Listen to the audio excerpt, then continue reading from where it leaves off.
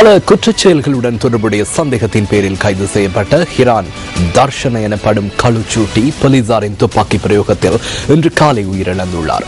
மேலதிக விசாரணைகளுக்காக அழைத்துச் செல்லப்பட்ட சந்தர்ப்பத்தில் போலீஸ் அதிகாரிகளுடன் ஏற்பட்ட மோதல் காரணமாக சந்தேக நபர் மீது துப்பாக்கி பிரயோகம் மேற்கொள்ளப்பட்டதாக போலீசார் தெரிவித்துள்ளனர்.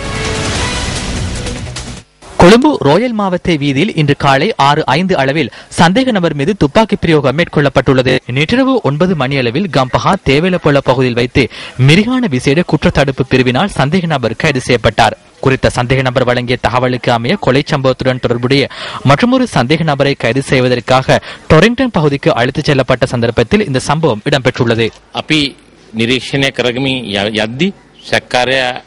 நாங்கள் செல்கின்ற போது சந்தேக நபர் கைவிலங்கின் மூலமாக சாரதியின் கழுத்தை நெரித்து கொலை செய்வதற்கு முயற்சித்தார். இந்த சந்தர்ப்பத்தில் வாகனம் கட்டுப்பாட்டை இழந்து அருகில் இருந்த மரத்தில் மோதியது.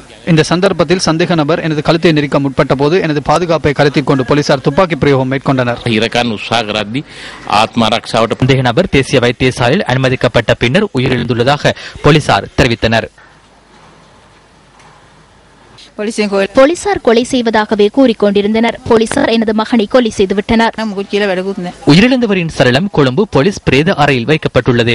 கொலனாவு சிங்கப்பூர பகுதியில் இடம்பெற்ற 3 மனித படுகொலைகளோடு சந்தேக நபருக்கு தொடர்புள்ளதாக போலீசார் தெரிவித்தனர். இதேவேளை வெள்ளம்பிட்டிய பகுதியில் போலீஸ் உத்தியோகத்தர் ஒருவரை கூறிய ஆயுதத்தால் தாக்கி கொலை செய்த சம்பவத்துடன் குறித்த சந்தேக நபர் குற்றம் சாட்டப்பட்டுள்ளதாக போலீசார் தெரிவித்தனர். அத்துடன் ஹிரான் தர்சன என்று அழைக்கப்படும் களுச்சூட்டி போதைப் பொருள் கடத்தலோடு தொடர்புபட்டவர் என போலீசார் தெரிவித்தனர்.